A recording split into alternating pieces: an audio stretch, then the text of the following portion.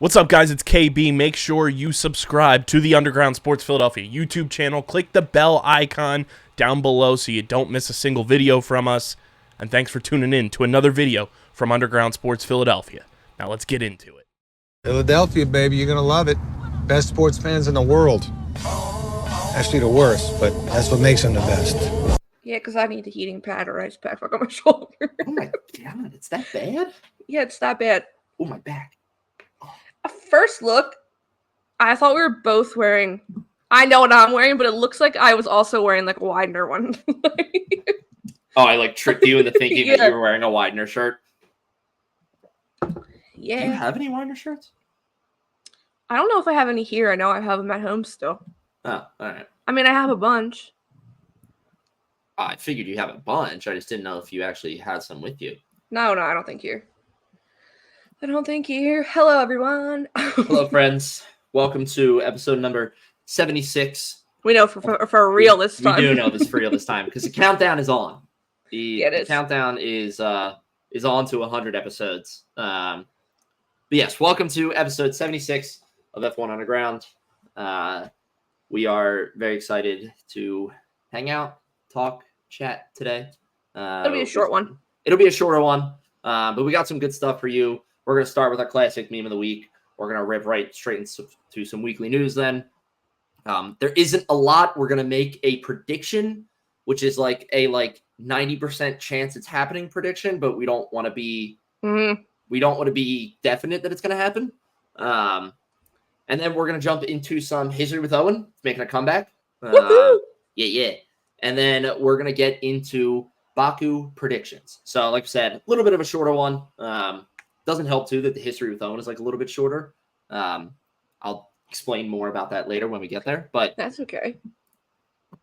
But yes, let's jump right into it. Casey's going to go first with her meme of the week. And as I'm sure anybody can guess, it's about one certain driver. It's not Charles that far, not that hard of a stretch for Casey. So, if anyone, before you hit play, I can give a little backstory. So this past weekend, was the annual karting event, karting marathon in honor of Jules Bianchi that his dad and family put on, but Charles now has a big hand in putting it on and stuff. They kart for 42 hours straight at the karting track at Paul Ricard. So he was there. He had some sick race suits that were customized. They were like a baby blue with Leclerc on the back going across the shoulders. It was his friends that did the team. Yeah, it's so nice. I said I need Ferrari to let him and Lewis design the suits next year because if that's what he came up with, it was beautiful. If Lewis got his hands in there too. Yeah, it'll be wonderful. Beautiful. But it also just pull this back before we show it. It also just goes to show how perfect. How I wish the ads weren't needed. Oh, yes. Yeah. Like, they just... Because he also had his, race helmet that he normally wears every weekend, but with no ads on it. And it was just the clean red-white design. So, yeah. Everything looks better when it's cleaner and there's no ads on it. Yeah. But this video was posted by his photographer, Antoine, who was with him. He is karting during one of the segments. I don't know. He karted a bunch of times. He was their team principal. He posted pictures of him redoing the strategy and stuff. But he's obviously he has hurt his back for however long he was karting. So he's crouched forward and then he just snaps his head and looks at the camera and keeps going. But yeah, so that was my meme of the week. They did end up. It's not. Like I said, this week hasn't been very newsworthy or meme-worthy. I have to say, there was. What was I gonna say? He did end up going back to Monaco. I don't know how he did it. He started off the karting event at the karting event. Started Right. it, goes back to Monaco the one night for a yacht event, and is back at the karting event Sunday early morning, 3 a.m. Finishes the karting event, and you could follow along. They live streamed the entire thing on YouTube. You could follow the order and stuff, the leaderboard. They were back by 5 laps at one point, but then they ended up winning. Charles, That's cool. yeah, That's nice they put the little live stream on it too. Yeah, it's a cool touch. You can tell they keep building it up more and more, and I don't know if this is Charles helping fully. Sorry about that. Owen froze. Shocker. I don't know what technical happened there. difficulties. So if there's a little disconnect in the audio, that's why. But Yes, like I think last year they had the live stream, but this year they had like a bunch of media there. They had like announcers at the beginning of the karting event, so it's definitely they've stepped it up. So kudos to them. It is a very good event. Good work. So yeah. Owen's meme of the week. Yes, it's just there's no explanation needed for it. This is, I'm assuming, I think I saw you post pictures about this case. This is a photo shoot done for He Carlos, posted I think, them, yeah. today, or like he posted the photos of it today. But you can't see it right now just because we have the banner going at the bottom. But it says Inspector Gadget movie looks fire because he's got a big trench coat on. It does look like Inspector. All he would literally need is just like a hat, like right up here, and he would be perfect. It'd be so funny. But yeah, I thought it was funny. There you go. I think it was for he posted them saying they were like a few weeks back. I think it's Ferrari style when they did they always have the two of them, dude. Remember they did those videos they were like dressing themselves like super fast? Oh, yes. I think that's what that is. I do remember that video. But yes, that was our meme of the week. Like we said, I'm sure next week we will have race related memes because one, it's Baku. Two, race. Well, I wanted to throw in last year's one because last year we had the battle between Max and George. Yes, after, and they're like yelling at each other. Yeah. So I put over she was a witch. No, last year we got a sprint race in Baku, and I think that was a sprint race because Charles got double podium, but then didn't win one. But he was on the. They had a sprint in Baku last year? I think so. That's a bold choice. I think so. Certainly a bold choice for a sprint. Because Checo won both. Oh, yes. That is right. Mm-hmm. But yes, but I wanted to bring up that meme because last year how I put over she was a witch. You're gonna sit me and tell me that I'm wrong? But that one. And then there was that one last year where Charles liked on Twitter the picture of the edit of George dressed as the princess and oh yes. Max the prince. Yes. So good. So good. Moving on. Weekly news. Before we get into our quick weekly news, like I said, one is just we're saying this because we think it's happening tomorrow. So before we get into it, as always at the bottom of the screen, please use code underground10. Only Val is deleting you when shopping at ipf1store.com to get all your sick, cool, custom pieces of art, F1 related, mugs, travel mugs, hats, t-shirts, everything. But yes, to get 10% off, please use the code underground10 when you're shopping at ipf1store.com. Let's get into it. Okay. First, I just threw this on there, so I know you have no clue what I'm about to read. So Zach O'Sullivan, F2 driver, posted today that he posted this whole little long statement saying, first I want to thank Art GP and Williams Racing for all the support they have given me this year. We have had some incredible moments, multiple wins, and a big highlight of winning the future race in Monaco, which obviously winning Monaco in any division is huge. Legendary, Yeah. Unfortunately, in our sport, there are more factors at play than just the stopwatch. The simple issue comes down to funding. I won't be able to complete this F2 season with RGP. I am going to not able to show my talents for the rest of the year, but I want to say thank you to all my sponsors, William Racing, and all the supporters who are alongside me during this journey. Your support has been invaluable, and I can't wait to be able to drive for you and with you again soon.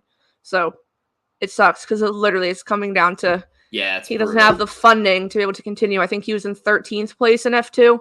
But yeah, F1 is a brutal sport when it comes down to the money and stuff like that. So that's just really got to suck too, because it's like you said, like there's certain factors outside of the stopwatch, and it's like he's putting in everything he can. Yeah, and it's like it's just coming down to the point of I just can't pay for it anymore, and it's like there's nothing he can do on track to fight for it and everything, and it's like it's got to be brutal, And to be so close to the end of their season, to not be able to finish, that does. It sucks. I've literally, like I said, the downside of the sport, unfortunately, when it comes down to money. I mean, that's what we said. There's obviously the drivers that are quote unquote paid drivers, or there's drivers like Lewis who had to work his ass off to get the sponsors to be able to come up It's always been a known thing. Charles is obviously from Monaco, so you think he's wealthy, but he's not like the wealthiest of wealthy in Monaco. Right. So, and they literally, they always talk about how him and his brother, they had to choose between who would continue, and Arthur unfortunately got the short end of the stick. So, but yeah, so I wanted to mention that because that came out. He posted that today, so that was today. One piece of news that's happening tomorrow. This is IndyCar, NASCAR side of things. No Zach Brown this weekend in Baku, but it is also IndyCar's season finale in Nashville, which I think there might be a tropical depression that's going to be affecting them this weekend. So we'll see, like a tropical storm. Oh. Like the remnants are coming up the Gulf of Mexico and it's going right to Nashville. Oh, okay. All right. What did you think I said? You said tropical depression. You've never heard that? It's like the step down of a tropical storm. I was very unfamiliar with that. And then I'm like racking my head. I'm like, what major Nashville figure just like passed away? Like what? Why is it called a tropical depression? That's all right. You really threw me for a loop there, but okay. I understand it now. Oh, your face. I could tell you had no clue what I was talking about. You were like, the moment you said it, I was going to call you on it. But then I was like, no, that was really big. She would have, like, you would have called yourself on that if that was wrong. And I was like, there's got to be, I guess, a saying or like a phrase. But all right, that's fair. Hands up. I know what I'm talking about. But yes, so there could be a tropical storm, or they're calling it's a tropical system, but it could be the remnants coming up, hitting Nashville area. But IndyCar season finale is Nashville on an oval, which is very, very exciting. And I am definitely watching that because I think I'll be dead to the world on my couch on Sunday to watch that. So I'm definitely going to be dead to the world. Yeah, well, and you don't know who's winning. It's the last race this season. The champions being crowned. It's a 3-car race, which Scotty McLaughlin was inviting Alex Palou, who was also one of the championship contenders, over for a nice dinner. He said, "My fish guy is legit." Yes. Alex like send me your address, and 2 minutes later he's like, "Actually, never mind." Don't do that. Actually, yeah. We've gone off. So this weekend there is a press conference for tomorrow, Tuesday, September 10th, in Charlotte. It should be among Kyle Larson, who has been in the news recently because he made the comment about with like Max Verstappen saying that he's like up there. Yes. But he's also he did the double. He did the Indy 500, literally finished and flew over to a NASCAR race that same day. But he raced for our McLaren. So it'll be Kyle Larson, Rick Hendricks of Hendricks Motorsport, Zach Brown, and Jeff Gordon. So people think it's going to be about Kyle Larson doing the double again in 2025 for the Indy 500. But with this whole Pato, Mexico, NASCAR in Mexico, people are wanting to think, is this also going to be roped in? I mean, all the people that are there, it's not out of the question that it could be an announcement for Pato. You know, it could. I think if they don't put him on the list, I guess he is surprised. Hello, right. And that's what someone was said. Switch out Kyle Larson and Pato for that race they share the same weekend, and let Pato race in Kyle Larson's spot in Mexico, and let Kyle Larson race in Pato's spot wherever in Gateway. Yeah, so it'd be cool. I mean, we talked about this last week. It is not a dumb decision for them to do. So, no, absolutely not. No. I would also just like to say that a tropical depression forms when a low-pressure area is accompanied by thunderstorms that produce a circular wind flow with a maximum sustained winds below 39 miles per hour. So a tropical depression is a real thing. I know. I wanted to learn what it was, all right? Jesus. We teach on this podcast. Hopefully, we teach some people. And that's not history with Owen, people. I took a chance to learn myself. Okay. Right? Okay. Sure. Whatever. Also, before we get into tomorrow, did you know there's another Behrman brother?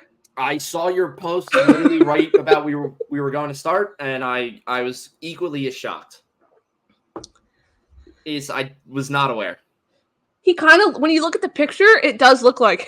Oh, absolutely. They share the same hair. You know what was the best part about it too? I saw the picture before I saw your post, like the text attached to it, and it was like, in my head, I registered it as like, he looks like Ollie Behrman.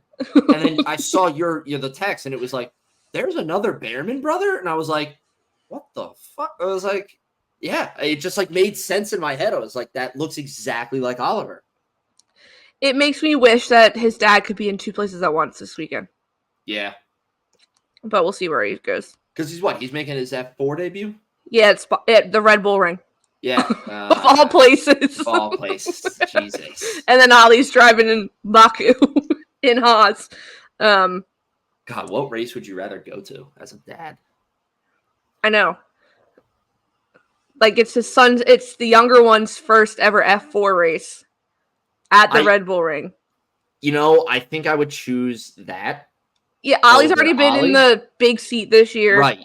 You've already watched your son drive for Ferrari this year. Now you have your other son making his debut in motorsport. Yeah. I'm going to go, I think I choose the other son. Yeah, so if we don't get meme moments, if there's no Mr. Bierman as meme of the week next week, we know why. Yeah. But yes, now to obviously this could all as being speculation or rumor if it doesn't come true, but I'm pretty sure it's coming true. There's no way. Because Sky has literally, thank you to our friend on Threads, Terry, or Coffee Corner Motorsport, for posting the official Sky Sport programming. You gotta love Sky Sport for dropping the news before everybody else could. Yeah. So tomorrow's the day. Adrian Newey to Aston Martin. Yeah. Is happening. Wild. So as of this recording, it's tomorrow, Wednesday, September 10th. No, Tuesday. Today's Monday. Sorry, I keep thinking today's Tuesday. So by the time this episode comes out, Adrian Newey is most likely going to be at Aston Martin. Mm-hmm. Yeah, and I mean, like you said, like Sky Sports on their like TV guide listing today has it already written out, basically saying like a special announcement from Aston Martin regarding Adrian Newey. Like, it's pretty spelled out. I mean, you had the BBC posting about it this weekend. Like, come on. Yeah, once I saw the BBC post, I was like, it's happening. I mean, like we said, we've talked about it a couple different weeks and everything. I don't personally love the move. I gave my reasons. I won't rehash them, but you know, he's a legend in the sport. Aston Martin is very lucky to have him.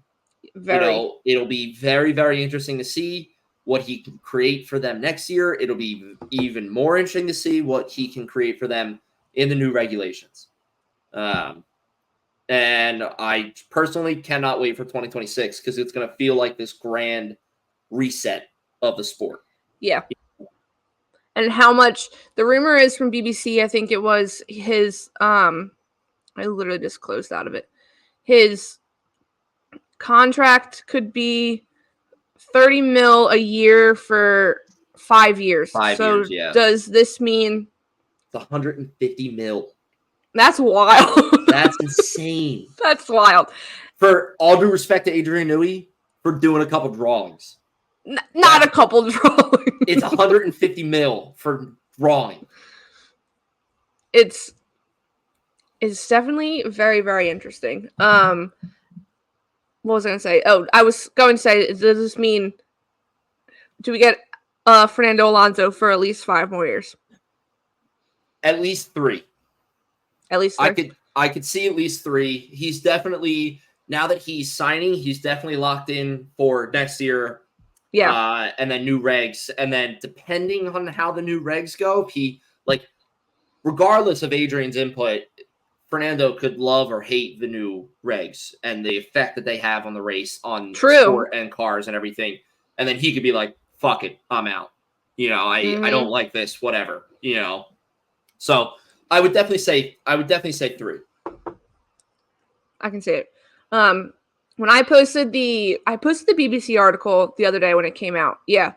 And someone said, I wonder whether his salary will come out of the cost cap. And went to a great article. I think it was from Autosport.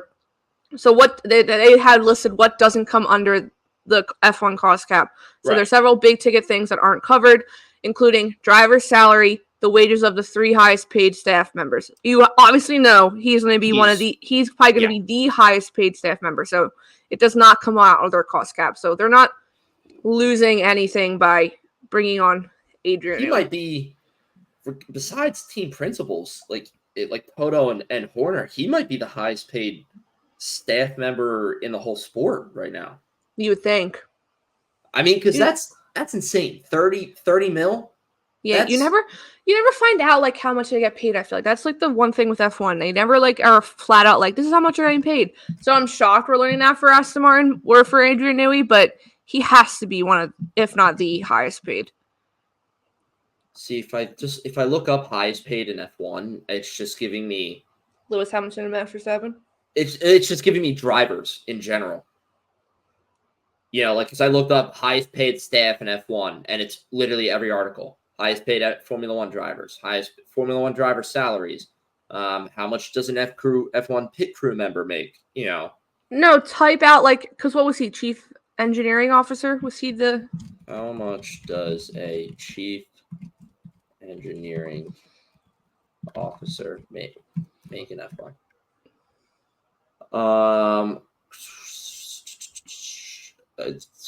So this is Google's AI answer, so I don't know how much we can trust I hate this, those things now. A chief engineering officer in Formula One can earn a salary of over 175,000, I'm assuming pounds.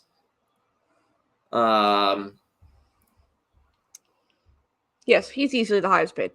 Yeah, I would say he's definitely high. Could you imagine if we see a world where Aston Martin's winning the championship? Well, that's also why I think Fernando might be in for 3 years, because I think with this move now, I mean, there's a real chance that it could happen. You know, there's a real chance it could happen, and I know we said that. I think we said this last week. You know, I know Fernando would love to go off on a high note of just. Oh yeah. All right, I got my. What would that be? His 4th. He's a 3-time world champion, right? I think so. I can let him. I'm drawing. He would love to get one more under his belt. Be like, I got it. I'm good. See you guys later. You know. See you guys. He's won 2. He's won 2. All right, so this would be his 3rd. Yeah, I could see it. You could see it, but it'd be fun to see for him. He's such a good personality, so it'd be fun to see for him. You know that Lawrence Stroll is just eating this up. The fact that he's got Adrian Newey now. Yeah, and then they keep like releasing videos of the rest of the new campus. Yeah. And for them, like it's beautiful. It's gotta be beautiful. Aston Martin they know what they're doing. They're up to something. They're on the upslope right now. Yeah. They're doing something right. Very up on the upslope. But yes, that was our weekly news. Like we said, we feel safe to say that this is happening tomorrow based on what's available to Sky. This is up there with, I'm sorry, to any other piece of breaking news we've had this season. This is, and I know we know it, but this is up there with Lewis to Ferrari. I would say Lewis Ferrari would be top move of the season. This is number 2, right behind it. I think it was a topic of conversation on Threads the other day with the Ali news about driving in Baku. And people are like, this is not breaking news. People are like, yeah, it is, because anything before then was just rumor. We didn't have confirmation from the team. It's like it was breaking news.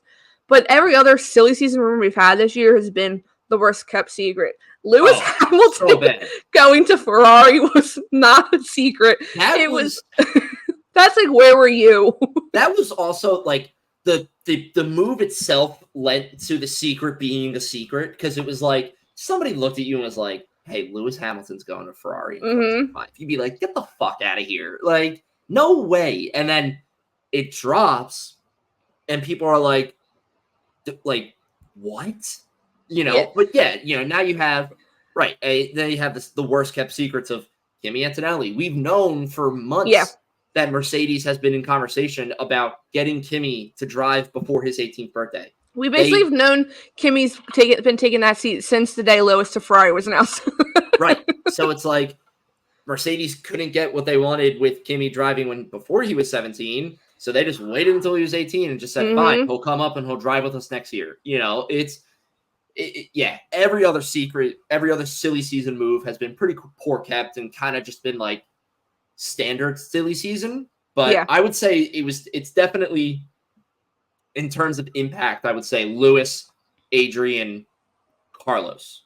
You know, when Sky Sports is having special news conference, like news coverage. It's pretty big. Yeah. No, I would say if you're going this year, but like over the past few years, I think Lewis Ferrari, Seb retiring. Seb retiring is also a big one. Yeah. It's a huge one. Everyone was exactly Checo that day. Seb was Instagram? Seb's Instagram? Seb's retiring? Literally, and probably in that span of time too, like real time. Literally like, oh, Seb's got an Instagram. No, but the fact that Drive to Survive people had Checo in like his like interview thing at that exact moment, perfect. Perfect. The producers ate that up. But yes. History with Owen. On to the next one. History with Owen. Sorry, I was taking a drink, gotta get the voice ready to go. But before we get into history with Owen, I want to tell all of our lovely friends and listeners about an amazing little app that I have not shut the fuck up about for the past couple weeks called Box Club. It's this awesome app built by fans, for fans, for all your F1 news. I was actually just using it the other night. I was with some friends and they're not, my one friend is a huge F1 fan too, but the others are kind of just like loosely follow just because we're interested in it and everything too. And they're asking me all these questions about Baku and everything. And I tell them about Castle Corner and whatnot. And they're all like, oh, like, how do you know so much information about this place? And I was like, funny enough. And I literally like went into like an elevator pitch about it.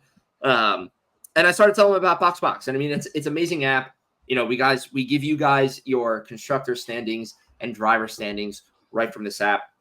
And you can do so much more. You can, you know, like I said, there's so much more information about the circuit too. Like if I click into Azerbaijan for this week, like I can tell you it's rated a 5 out of 5 for traction and a 3 out of 5 for tire stress. You know, it's like there's so much information in this app.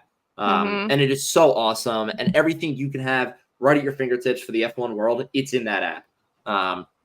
So followers of our show can get a 30% off on the Box Ultra plan on iOS right now. You're going to use code underground30, no vowels except for the leading U. And this plan unlocks features like customizable Apple Watch faces and complications. And the best part about it, the removal of all the ads. So please click the link in the description below or on our link tree in our social media bios and use code underground30. Again, only val is the leading U and get 30% off the Ultra plan.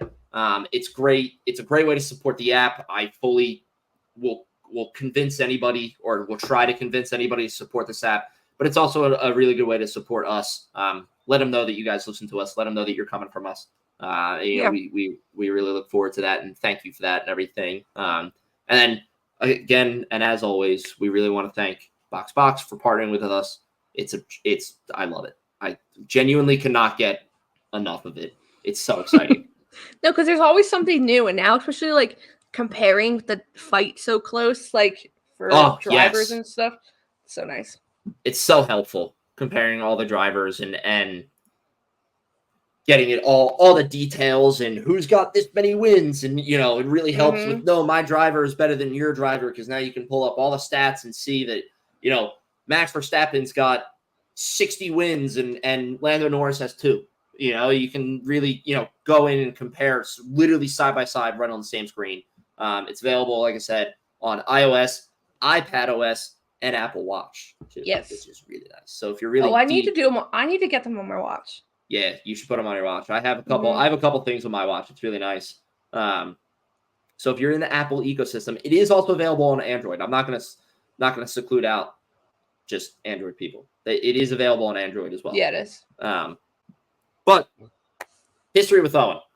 So obviously we're racing in Baku this weekend. Baku is an awesome street circuit. It is insanely tight and insanely hard to drive. I felt that the other day when I was recording the Track Facts video. But it got me thinking, I wanted to learn more about the castle that invokes Castle Corner and the drivers loop around and everything. And so I started looking around it or looking up into it and everything. And there really isn't, it was surprisingly really hard for me to find some information about it. Oh, really? Yeah, generally, just because the only place that I was able to find the name of the palace that they loop around was Google Maps. And I had to like search Baku Street Circuit on Google Maps for it to take me there, and then to be like, oh, look, here's the track. Okay, here's the castle in the middle. And it like did, Google Maps gives you like the landmark and everything. Yeah. So I was like, nobody talks about it for some reason. Nobody names the palace or the castle that's because it's always just Castle Corner as we're driving by or whatever.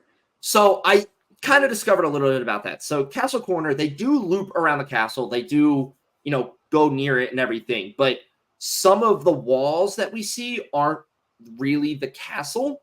They're the old city walls is what it is. Yes. So right there in that section of town is essentially like how Philly has Old City. And it's the original Philadelphia that was built, in the colonies and whatnot. They have an Old City as well. And part of what's still standing from Old City are the walls of the city. Oh, so that's even cooler. Some of the walls that we see when they're racing and everything are those walls and not really the castle walls. But regardless. So the palace itself, I'm going to butcher the name. I'm just putting that out there right now. It is called the Palace of Shirvanshah. That is spelled Shirvanshah. I feel like you're probably not that far off. I don't feel like I'm that far off, but Shirvanshah. Yeah. Yeah. So it was constructed in the 15th century, and it was built by, again, I'm going to say it because it's his full name too, and I'm going to butcher this, Shirvanshah Kalilua the first and his son Farouk. So construction was stopped in 1501. So specifically, the castle was built from 1411 to 1420. And then the construction, or I guess like the expansion of it, was stopped in 1501. And that's because the son Farouk was killed in a battle. Oh, so kind of like fell out of the family. Yeah. So they were also known. I don't know if this is a group. I don't know if this is like a family name. I'm not entirely sure, but they were known as the Sufis. It's like Sufis. So Farouk died when the Sufis were attacked by the Safavids and then were removed from the castle. So that's like that. Honestly, really the only history that I found out about it. It stands for a really long time. And then I know I think it was the 1800s, it was kind of destroyed because the Russians had invaded. Well, maybe not the list of time. Yeah, it's been standing for a while. For a long time, yeah. It got to the point of deconstruction now, just because the Russians had invaded or bombed the castle at some point. Not sure that this during World War II. I should have written this down, but I can't remember the year that this happened. So that's why it's kind of in the state that it's in now. It's kind of in a state of disrepair. And there is like efforts to repair it and whatnot. But in terms of like cultural significance and like what it means today to the people. Sorry, it was in 1920 when the Russians invaded Baku. Thank you. So that's World War I. Which makes sense. Yeah. Thank you for that quick Google search. So the palace now stands as like one of the highlights of the city. It's like, yeah, it's so cool. You're a tourist of the city. That's one of the spots that you're going to go and see is this castle. And it became a member of UNESCO in 2000. So UNESCO is the United Nations Educational, Scientific, and Cultural Organization. Essentially, what they're in charge of, what they want to do is they want to promote world peace and collaboration by preserving and highlighting like ancient sites like these to be like, hey, like, look at what look at what happens when we don't cooperate, Oh, yeah. Places are destroyed, places kind of get into ruin. Let's not do that anymore. So it's a huge, like I said, it's a huge cultural thing for anybody in the city. And it stands as a must-see site for anyone visiting Baku. But it still serves as a major religious site for residents of the city, too. So the one thing that I learned, too, when I was researching this is it's massive. Like, it has tons of rooms and spaces all dedicated to different areas. So nowadays it's used as a religious site. So you can go into a part of the castle. I'm not sure if it's renovated. I'm not sure if it's if it's part of the old castle, but it's like structurally sound. They can go in, pray, do whatever. I never didn't read anything about having any like masses there, or like, gatherings or whatnot. So I don't know if they do any like special, sermons there or whatnot, but it's still hugely important to the residents of the city. So all of this, I then wanted to figure out, okay, what happened? Why all of a sudden was a track built around it? Why, or not a track? Why were the streets built around it? When was it determined that the track that we know is today was going to loop the castle? And essentially, the track that we know now was created in 2016 after the original layout in Baku had caused too many traffic issues in the inner city. And it has stayed on the calendar since 2016 because drivers like almost immediately loved it. And they were like, this track is such a good combination of challenge and speed and the possibility of overtakes on the straights. A lot of the articles that I was reading were comparing it to like Monaco, where it's like, it feels like Monaco because it's so tight and everything. But the drivers are like, it's not as impossible to overtake here as it is in Monaco. So that's why some of the drivers prefer this track over Monaco. I feel like the ones that love, like Charles loves Monaco street circuit, but he also loves Baku street circuit. Yeah. So and I think the reason that they like Baku a little bit more, what lends itself to that, is you have the two long straights right off the overtake. So you have the first straight. I talk about this in the track facts video, but the track is essentially split into two. So there's like a rectangle shape on the one side, and then there's a rough circle. And the circle is what loops the castle. But those three straights that you have, the two longer ones are good spots for overtaking. So yeah, I mean, it's a really cool track. The castle's awesome. I do want to dig up like a little bit more about it and everything. I was just like really struggling to find some stuff, and I had to get this written for today. But it's a really cool castle. Very, very, very cool. Red Bull admin today on Threads posted like our Baku track walks, anything you like to see from my camera roll, and posted photos. So I put like Castle Corner is one of my favorite, and they posted 2 photos and said sometimes we have no idea how you can fit an F1 car through here. And when you see it, because it is literally like it's a small little chicane, I feel like also, and that is tiny. I mean, you can also Google Charles Leclerc corner a pinned location. So yeah. It literally is like I'll say this, when I was recording Singapore's track fact video, it was not my best race. I qualified in like 19th, so I had cars in front of me, and I was really, really, really struggling with like not hitting them. I cannot imagine being somebody in the backfield and watching 20 cars just swerve their way through that corner at Castle Corner. I just like, I wouldn't be able to fathom it. It's like insane. No, and you see how big the F1 cars keep getting. It's just like how. Yeah. There's obviously no way you could overtake in that corner, but they make for some beautiful pictures. So I wonder how.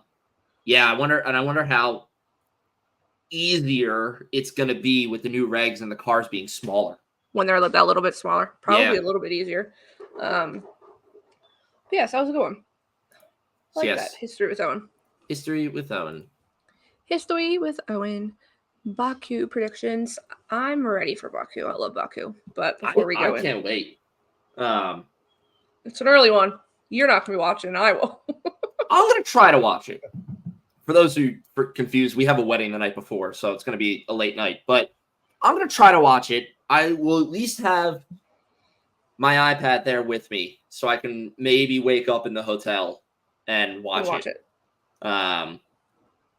Wait, are you just talking about the long straights? I think last year we said, or maybe it was still too early this season last year. We were like, Red Bull's literally going to take off. It's going to be like a runway for those of them.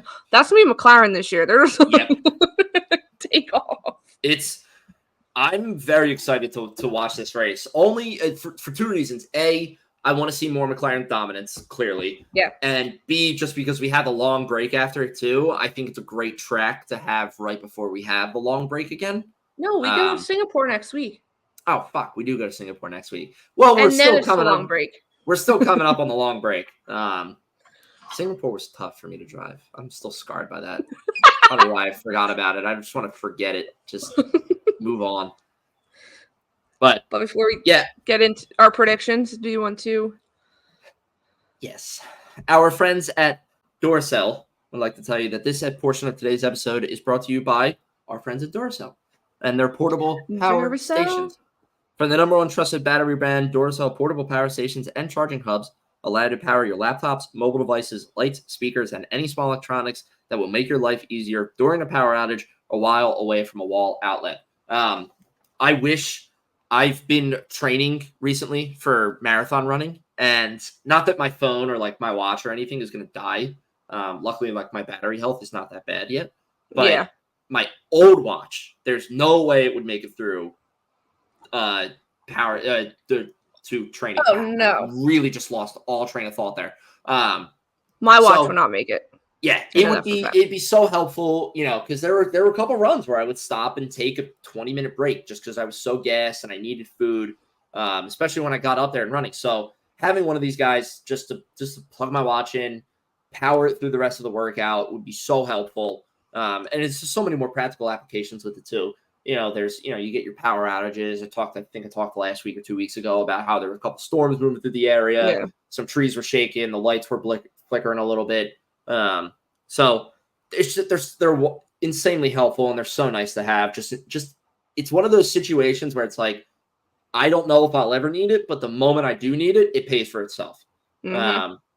So please click the link in the description below and check out the Duracell Portable Power Stations, including their 2024 Red Dot award-winning M150 and M250 models, and untether your device charging from the wall and power the possibilities with Duracell Portable Power Stations. Thank you to Duracell for sponsoring this race preview. Yes, Baku. Wait, before we get started, F1 posted like a graphic today on street circuits, and it was like comparing Charles to Max. Yeah. Which I feel like they should have included Checo because he's the king of street circuits. Yeah, but because it's this week and next week are both street circuits. So it's they were doing the king of the streets, and there are only 2 points separating Max and Charles from Max is in first place with 84 points on a street circuit. Charles has 82. Huh. So they're close. But someone put, yes, the one driver who absolutely despises street circuits, aka Max, versus the one who loves street circuits. Yeah, Max does not like street circuits whatsoever. He hates street circuits. But yeah, I just thought it was funny. It was a good one and fun to watch. But predictions. Kind of going to go a little Delulu because, like we said last week, 2 for 2. You are 2 for 2. And I have a legit reason for why I'm not going to put someone in the top 3. Do you want me to go first one? Yeah, go first because I'm still thinking. And now I'm curious. Okay. So I'm going to put... Okay. I'm going to put Oscar P1. Oh, okay. Because he's also someone that I feel like... I mean, this season has done pretty well with street circuits. Oh, yeah. I don't think he's on the... Oh, no, he's in 4th underneath Lando with 55 points for street circuits. So I'm going to do Oscar P1. I'm going to do Charles P2. Okay. Lando P3. Okay. So, and I said I'm not going to put Max in top 3 at all, just because, like we said, he doesn't like street circuits. They have not looked well. You're stealing my logic here. So that's why I'm not even thinking about. But my little Delulu is Charles P2 and maybe Oscar P1. But I feel like Oscar P1 is not far off. So the kid is coming. Yeah, you know what? I feel like I'm inclined to agree with you.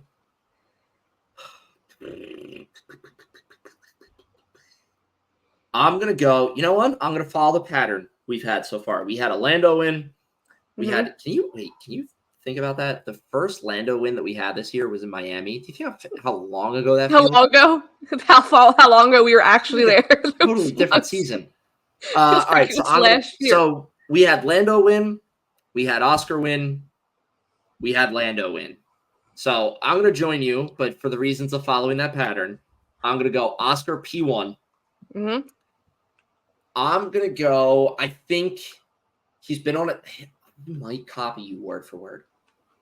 No, I can't do that. You know what? I'll throw in a wild card at the end. All right, so I'm gonna go Oscar P1, Jeez. Charles P2, strictly for the reason again if he loves street circuits. He's also has had a great couple weeks. Yeah.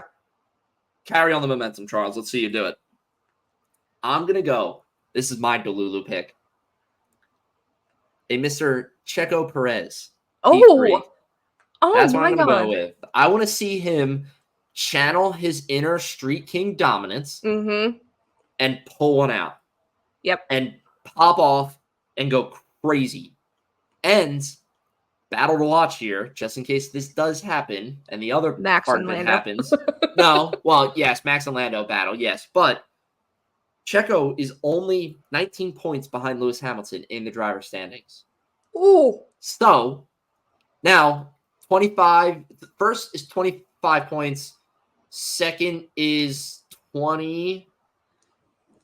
Third is 18, something like that. If he gets third, that and depending on where Lewis finishes, 25, 18, 15. 25, 18, 15. All right, so maybe he won't catch him, but still, I would like to see Checo. I would love to see Checo. Interesting. Just pop off. So that's what I'll go with. That's my picks. I was also gonna say, so if I can see Oscar getting pole. Which So throw back to last year when we have Max and Charles setting the identical time in qualifying. Yes. That was last year too. Yeah. Baku is always good. It's a good race. Yeah, Baku always, and it's just because it's so late this year compared to normal. Normally it's like in May, but it's later this year. Oscar's on pole. Obviously, Charles can have good starts too, but if I can see that McLaren is brilliant in the clean air. Oh yeah. He's taking off. We're having, what did he just win? Zandvoort. Yeah. We're having an Lando style win in Zandvoort. Oscar's winning with a 20-second gap. Yeah. I can see Charles staying ahead a little bit more. It also could be another one stop. And we all know just how well Charles did the one stop in Baku or in Monza. And it was hot there. I can see Charles keeping a good gap on Checo, but I could see Max and Lando being close together and fighting for the entire time, maybe, which then might help Checo if he was in, like, for your instance, if he was higher up ahead of Max, he could pull ahead. But yeah, if Oscar's in P1, he's taken off, and we're not, like, that's the least we're seeing him in the race because he's so far ahead. Especially since, like, not that Oscar is like a god with his starts, but he's definitely been better than Lando is. So I completely agree. I can see him if he gets P1 and he starts right there on pole. He is just taking off. I'm getting out of here. Well, and the one time he also had the bad start, it came out later. They both had like wheel spin and they both had the issue. So like it was a weird fluke. But no, I can see Oscar just being like, and I can see even if Charles has a brilliant start, like. Yeah. As soon as I hit that first long straight, Oscar's hitting that straight. But then is that the fact, like, does Charles stay close and gets the slipstream for most of those straights and can get it? We could have some if ends. Yeah, but he gets a little bit of a flip stream. That was bad. But it's not like DRS is opened for that first lap. No, not right away. You know, it'll be open on the second lap. You know, so if Charles can keep it close and keep it within a second going into the second lap, yeah, he might be able to overtake on that second long straight. But yeah, I can really see Oscar just pulling away with it off the start. Yeah, it's just that when we've seen it before. We saw it with Lando and Zandvoort. We saw it with Oscar when he was in front of in Hungary, how good it is in the clean air. So yeah, I mean, be interesting to see. But sorry, I was looking to see weather. There's no chance of rain, so I want to see. No weather will be like it is here. Rain. So hot. Next week is the hot one. Yeah. Singapore. But Oh, yeah. yeah, so what was I? Oscar Charles Lando. Oscar Charles Checo. Checo.